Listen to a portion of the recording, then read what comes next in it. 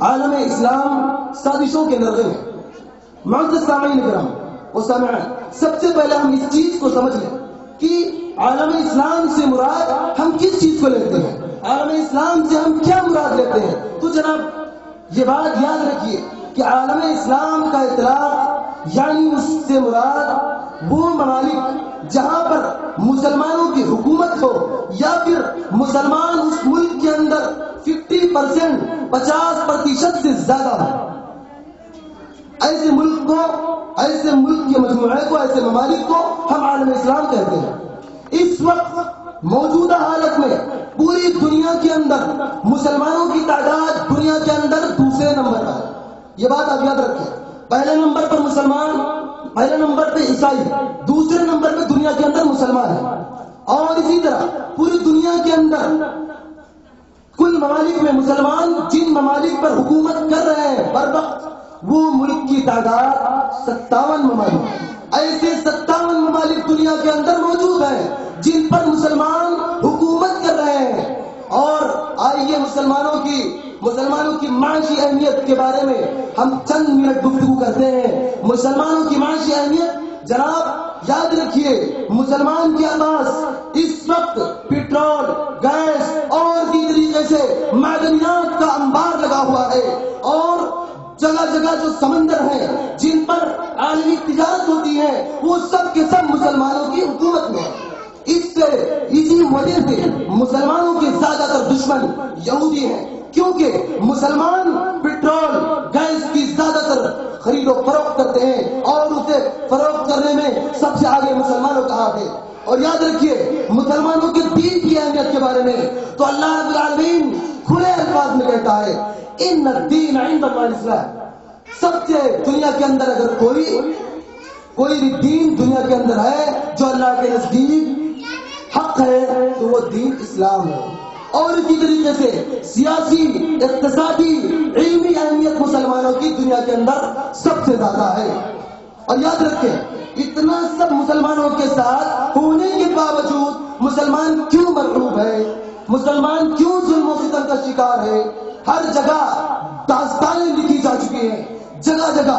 اسی انڈیا کے اندر گجرات کا دلدوز مسلم کچھ فساد، مراد آباد کا لولان عید ہو یا گجرات کا دلدوز مسلم کچھ فساد ہو، حلب کے اندر، بلغاریہ کے اندر، فلسطین کے اندر اور اسی طرح چچینیا کے اندر، شام کے اندر، عراق کے اندر بہنوں کی عزتوں کے ساتھ جو کھیل ہو رہا ہے ہم تک بات پہنچتی ہے، ہم خاموش ہیں، ہماری زبان نہیں کھلتی، دعا کے لیے ہاتھ نہیں اٹھاتے. ہماری آنکھیں نم ہو چکی ہے، ہمارے اعصاب ڈوب چکے ہیں. یہ ہم کیوں ایسا کر رہے ہیں؟ آخر اس کی وجہ کیا ہے؟ ہم کیوں مرعوب ہیں؟ اتنا سب ہمارے ساتھ ہونے کے باوجود ہم کیوں دنیا کے اندر مرعوب ہیں؟ ظلم و تشدد کا شکار ہم کیوں ہیں؟ اس کا سیدھا سا جواب نبی آخر الزماں کی وہ حدیث جس میں نبی اکرم نے فرمایا تھا ترکت فیکم امرین لن تضلوا ما تمسکتم بہما کتاب اللہ سنت. دو چیزیں میں تم دونوں کے درمیان چھوڑ کر جاتا ہوں، نبی اکرم نے فرمایا تھا. وہ ایک کتاب اللہ اور دوسرا رسول اللہ کی کتاب حدیث کو. ان دو چیزوں پر عمل کرو گے دنیا کے اندر تم کامیاب رہو گے. رب کائنات نے کھلے الفاظ میں ارشاد فرمایا وانتم الاعلون ان کنتم مؤمنین. دنیا کے اندر تم ہمیشہ سر بلند رہو گے ان کنتم مؤمنین، اگرچہ تم مومن رہو گے. یعنی جب تم مومن ہوگے تو دنیا کے اندر تمہاری حکومت. میری ماں اور بہنوں، ہمیں اس وقت خنجروں کی ضرورت نہیں، ہمیں توپوں کی ضرورت نہیں ہے. ہمیں ایسے بچوں کی ضرورت ہے، ایسے بچوں کی جو طارق بن زیاد ہو، عمرو بن العاص ہو، عبیدہ بن جراح ہو، صدیق ہو، فاروق ہو اور حیدر کرار ہو، عثمان غنی ہو. ایسے بچوں کی ضرورت ہے. ضرورت اس بات کی ہے آپ کی پرورش ایسی ہونی چاہیے بچہ شیر ہو، دین کے معاملے میں غنڈہ گردی سے دور ہو، دین کا شیر ہو، دین کا رعب رکھنے والا ہو. ایسے بچوں کی ضرورت ہے. میری ماں اور بہنوں، ہم استقبال کرتے ہیں ہمارے چیئرمین صاحب کا.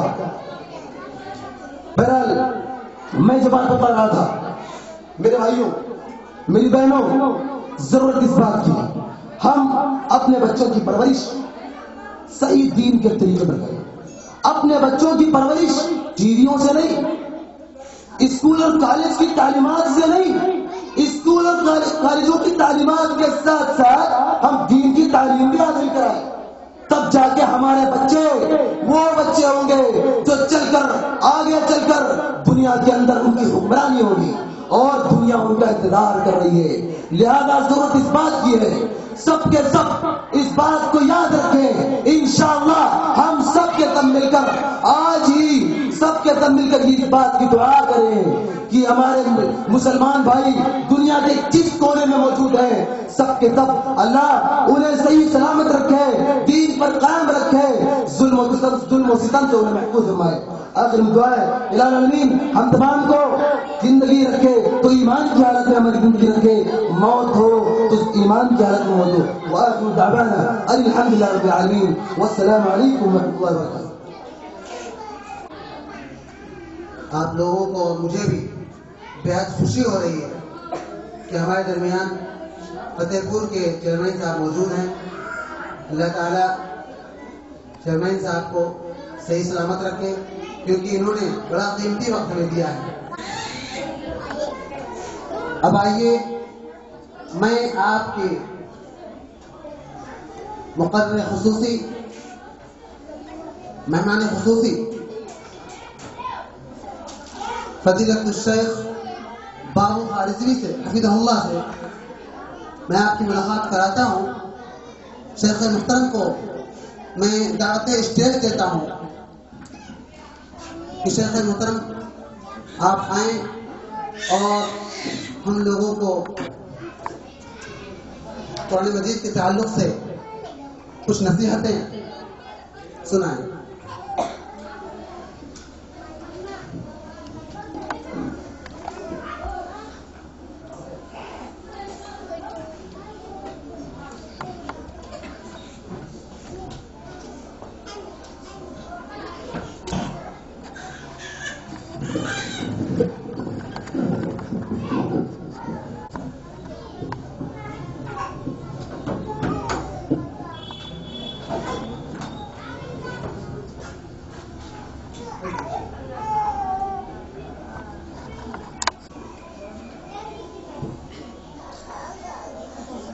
إن الحمد لله نحمده ونستعينه ونستغفره ونؤمن به ونتوكل عليه ونعوذ بالله من شرور أنفسنا ومن سيئات أعمالنا من يهده الله فلا مضل له ومن يضلل فلا هادي له وأشهد أن لا إله إلا الله وحده لا شريك له وأشهد أن محمدا عبده ورسوله أما بعد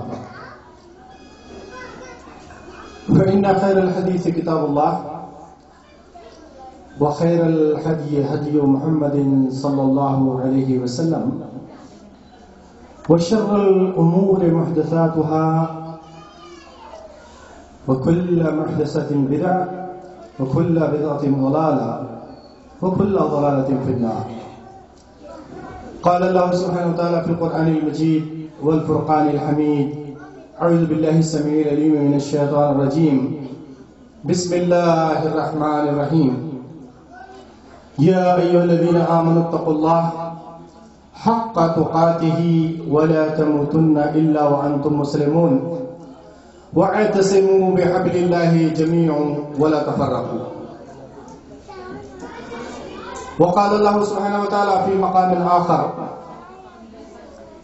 هذا بلاغ للناس ولينذروا به وليعلموا أنما هو إله واحد وليذكر أولو الألباب. وقال رسول الله صلى الله عليه وسلم تركتكم على المحجة البيضاء ليلها كنهارها لا يزيغ عنها الا هالك. تمام قسم کی حمد و ثنا کبریائی اور بڑائی اس رب العالمین کے لیے لائق و زیبا ہے جس نے کہ اس دنیا میں ہم کو وجود بخشو، جبکہ ہم کچھ بھی چیز نہ تھی، ہمارے دیکھنے کے لیے آنکھیں، سننے کے لیے کان، بولنے کے لیے ہونٹ و زبان، سوچنے اور سمجھنے کے لیے دل اور دماغ عطا فرمائے۔ آپ سب گواہ رہنا